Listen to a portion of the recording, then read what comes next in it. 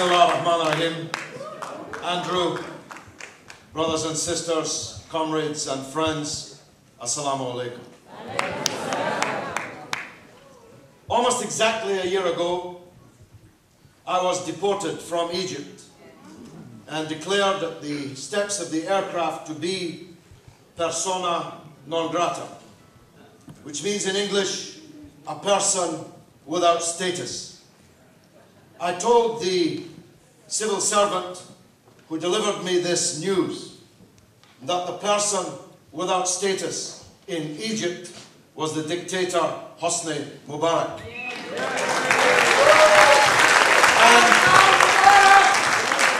And that the day would come, and come soon, although I didn't dare to imagine it would come so soon, when the tyrant will escape with his ill-gotten gains and his family members, but that fools and hirelings like him working for that regime would be lucky to avoid being strung up from these street lamps. But I was wrong. Mubarak is not a person without status.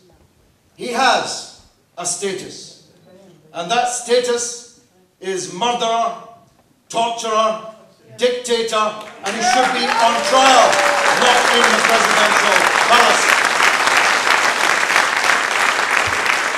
If we'd held this meeting last evening, and I commend the Stop the War Coalition for calling it, and for the demonstration on Saturday, and congratulate John Rees for the courage that he showed with all the others in the firing line yesterday. But yesterday was another day. It would have been a carnival. Tonight, we know, as John said, this decisive, vital, historical, epoch-making Egyptian revolution is in the balance, and over the next hours and days will be decided not just the fate of the great people of Egypt, the beating heart of the Arab world, 80 millions, 40 millions of whom are living on less than $1 a day. We keep hearing that this is a revolution being organized on Twitter and Facebook. Well, 40 million Egyptians don't have bread, never mind mobile phones and computers. This is something never to be forgotten.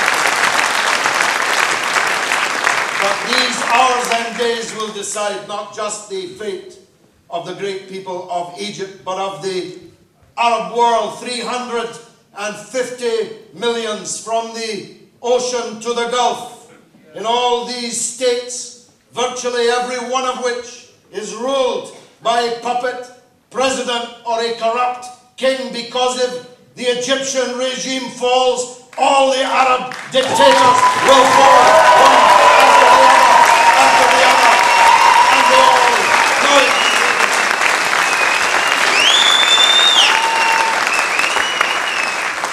But insofar as I have any status in Egypt based on the work of 35 years in and around the Arab world, insofar as anybody in Egypt might hear us from this great Stop the War Coalition rally this evening, permit me to offer a few words of advice from someone of a certain age who has seen many revolutions and many counter-revolutions. The first thing is this, and I mean no rebuke to any previous speaker, but we have no need to be going around saying that this is not a Muslim revolution. Egypt is overwhelmingly a Muslim country, and there's nothing wrong with that. Nothing to apologize for about that. This is a revolution, sure, where Christians and Muslims are marching together We're socialists and communists. Sorry? Don't forget that. It's also an African country. Yes, it's also an African country. That's true. There are Christians and Muslims in this revolution. There are socialists and communists and liberals and centrists and non-political people who just want freedom in this revolution. But a very significant number of the population of Egypt support the Islamic movement of Egypt, and that movement has no need to hide itself under a bushel, and we have no need to buttress any such feeling on their part. I know why we do it. We do it to try and keep the Guardian and the BBC and the so-called liberal media from turning against us. I tell you, these media sources and governments like Cameron's and Obama's, they support this revolution like the rope supports the hanging man. There's no pleasing them, because as Low-Key put it so brilliantly, this revolution, if successful, cannot possibly be in their interests, and therefore they must wish it to fail or be derailed. They must, as a matter of objective reality, wish it to be defeated or fail or be diverted. So, my first piece of advice, if there are any forces in Egypt on the revolutionary side who are holding themselves back for the purpose of not seeming like a Muslim revolution, after today, we need all force on the streets to take this revolution forward to victory.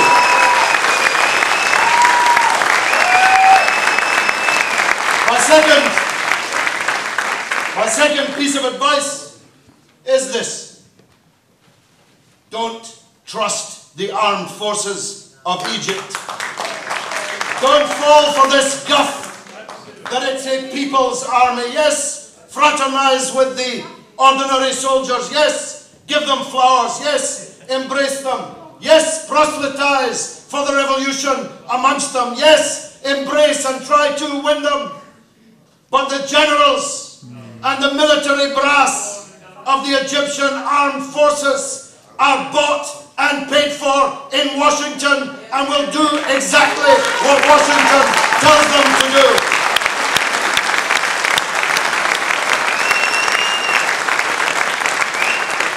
And my third piece of advice is, in a sense, now partially academic, because if I'm any judge, by tomorrow, though we may still, and John brings us news that we may still have some limited forces in Tahrir Square. But I believe tomorrow it will be very, very difficult for anyone else to enter Tahrir Square. The regime has decided that this square, with its great fountain of human aspiration, easily televised from fixed camera positions around it, is a problem for them with which they wish to finish. That means the revolution will now have to be mobile. Standing in one place has its place when you are millions and when no one can effectively disarm or demobilize or paralyze you. After today, that's no longer, in my opinion, going to be possible. And if I'm right, that means that the revolution tomorrow, but above all on Friday, after prayers, must march on the seat of power and disarm the dictatorship. Disarm the dictatorship. As Judith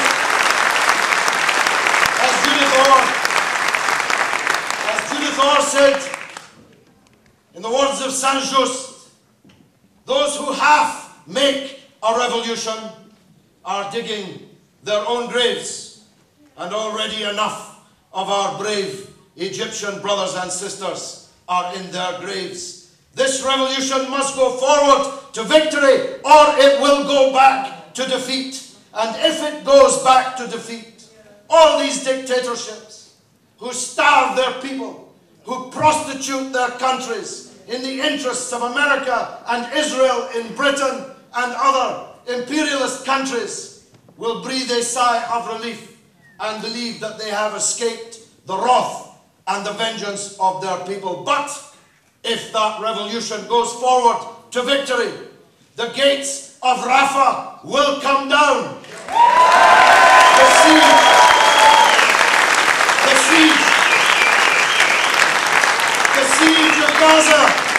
The siege of Gaza will be over. The Palestinian national movement will be able to be reunited instead of being divided. And the hand of the Palestinian people under siege and occupation will be immeasurably strengthened by an Arab Egypt, a patriotic Egypt, a nationalist Egypt once again. And lastly, all the Arabs are watching this. I see in the audience some brothers from Al Jazeera. This great revolutionary wave owes so much to the brave journalists, camera people, and broadcasters of Al Jazeera.